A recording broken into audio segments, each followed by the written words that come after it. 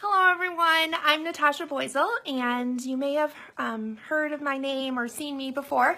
I am a blogger over at The Resource Teacher, and I also have an Instagram, and I sell on Teachers Pay Teachers, so you may have seen me on those platforms. But today I'm really excited to be coming to you to share a little bit about transitions. And I know that that can cause a lot of anxiety, not only for students, but also for parents. And so I'm excited to be able to share that with you. But before I go into sharing about that, I want to let you know a little bit about myself. So I am a elementary school teacher. I teach 4th and 5th grade, and my school is entirely just 4th and 5th grade. So we have families coming in and families going out. So we talk a lot about transitions.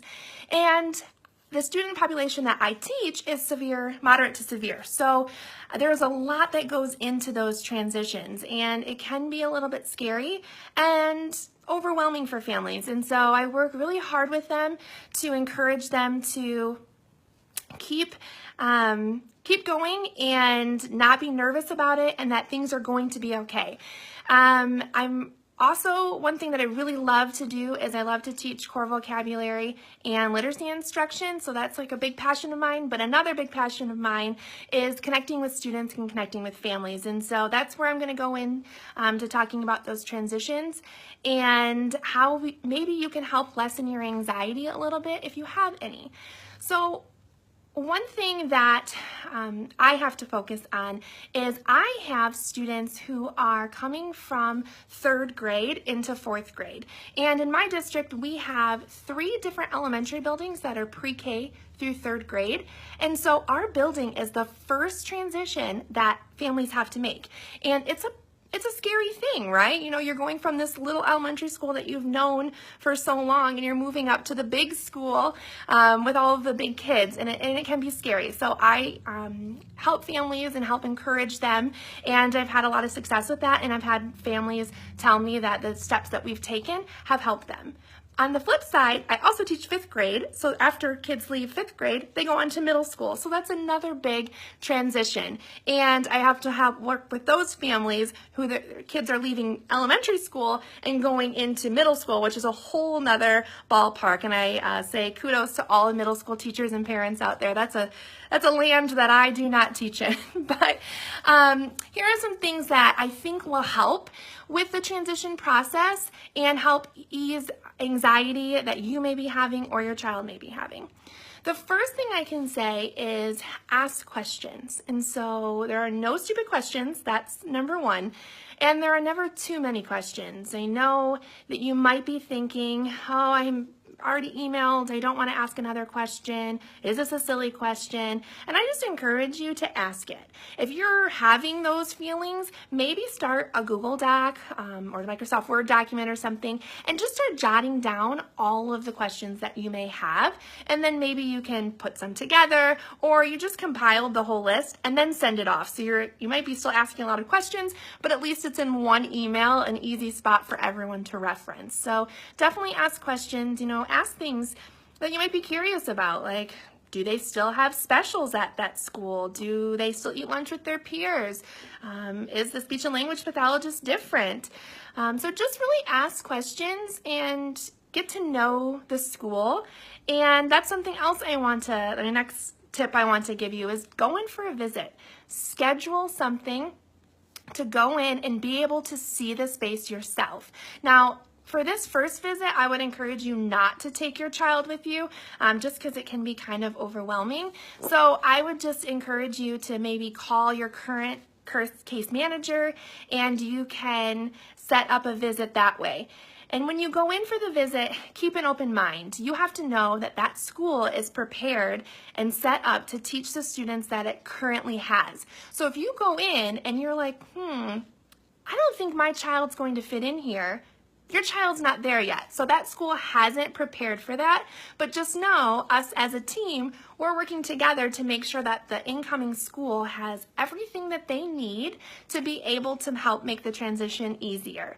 So go in for a visit, ask questions, and also know, don't get too attached to any certain teacher, because I'm sure you know teachers move all over the place, and even if they're not leaving the district, they might change the different grades or change schools. So don't get too attached to the teacher or the specific student population that might be there, but instead look at the program and what might separate and what makes the programs different, so that you can have a really good idea of the different things that the school has to offer, so that when you go into a transition meeting, you know what they're talking about and you have some questions that you'll be able to ask.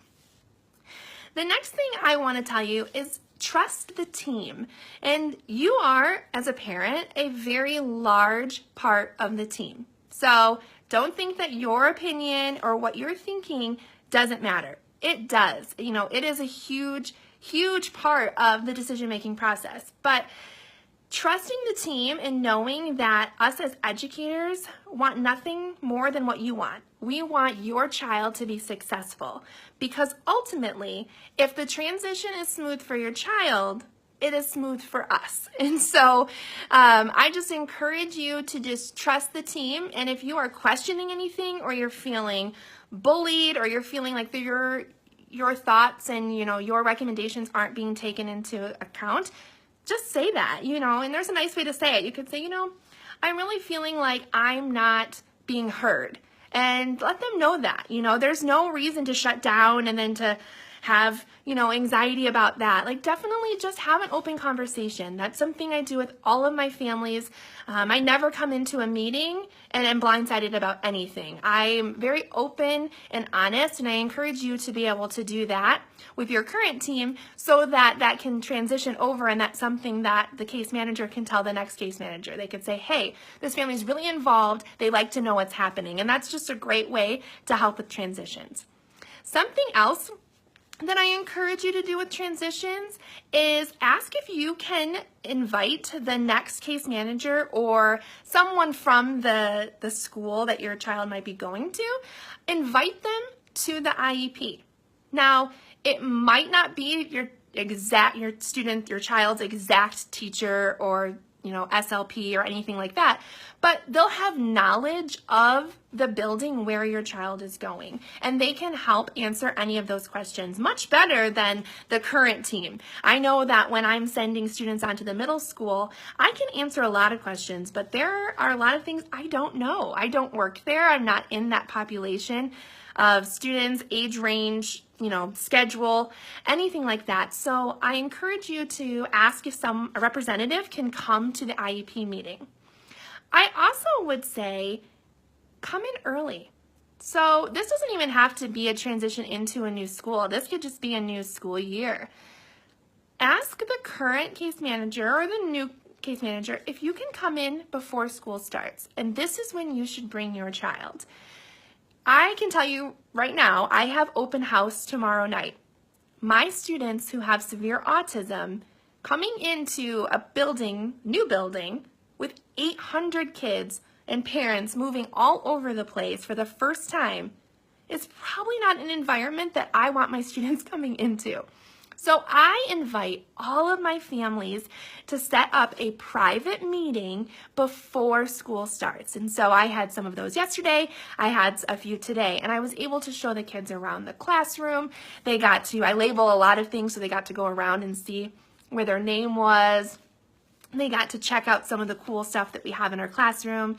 They got to visit their general education classroom and open up their locker and really just tour the school so that they can become more comfortable with it. So when they come on that first day, they're not as overwhelmed. The little things are familiar. So that's really exciting to be able to do and to help your child prepare, or also just help you prepare. I know something that helps the parents of the students that I teach is when they come in early, they're able to see the classroom and see the activities and different things that we are doing in our classroom, so that when I'm referencing them in an email or sending photos, they have a better idea. Because the students I work with all have complex communication needs, and they're not coming home saying, hey, today in Mrs. Boysal's class, we worked on X, Y, and Z. They're not doing that. They might not even answer that they've had a good day. So it's nice for the parents to have an idea of what's going on and really just to start that relationship with the teacher and the parents. So I encourage you to come in early. Another thing, and this is a big tip and it might be hard to hear, but as a parent, if you are having anxiety about the transition, check yourself. Is your anxiety based on your child's anxiety, or is it based on your anxiety? A lot of times, parents are more nervous about the transition than the kids are. And that's to be expected. I mean, a lot of times, kids might not know all what goes into a transition, but just know that when you are transitioning, it is a big thing. But if you do all of those other steps, it should be okay. And even if something doesn't go right, don't wait until fall conferences to bring it up. Communicate with the teacher and try to be open with them and just say, hey, I'm feeling really anxious about this. I need more communication. And while the teacher might not be able to, do everything that you're requesting, they can definitely hear you and maybe help ease some of that for you. So if it's just, an email at the end of the day, hey, Johnny did awesome today, or you know what, Johnny was able to make it to lunch by himself. It's okay. We've got it, right? Or I'm thinking kindergartners, for example, you're dropping them off, they're screaming, they're crying, and we're just like, go, go, go, they'll be fine. Usually within 5 minutes, they are fine. And so just a quick little text or something saying, hey, they've turned it around. I think that will help ease your, anxiety a little bit. So I know that was a lot in a little bit of time, and I wish I could share a little bit more, but the big things is transitions don't have to be scary. Whether you're transitioning from school building to school building, you're transitioning from, summer into school, or you're transitioning from education school setting into, the workforce. It doesn't have to be scary. Prepare for it. Prepare your kids. Prepare yourself, and just know that the transition is coming. So don't wait too long to prepare for it. Talk about it. Say, hey, things are going to change. Things are going to maybe be a little bit different, right? Just talk about it, prepare, because you don't want them to be scary.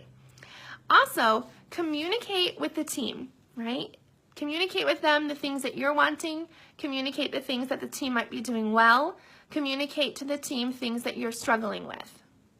Have open communication. And then also, lastly, let your child's emotions lead the transition. If your child is excited about it, you be excited about it. If your child is being anxious about it, you ask those questions about how to help them not be anxious with it. So I really encourage you to be excited about transitions. If you have specific questions that you want to ask about transitions or just anything, I'm happy to help. I have left my email in the description, and I encourage you to email me. I love doing consultations, and I love helping.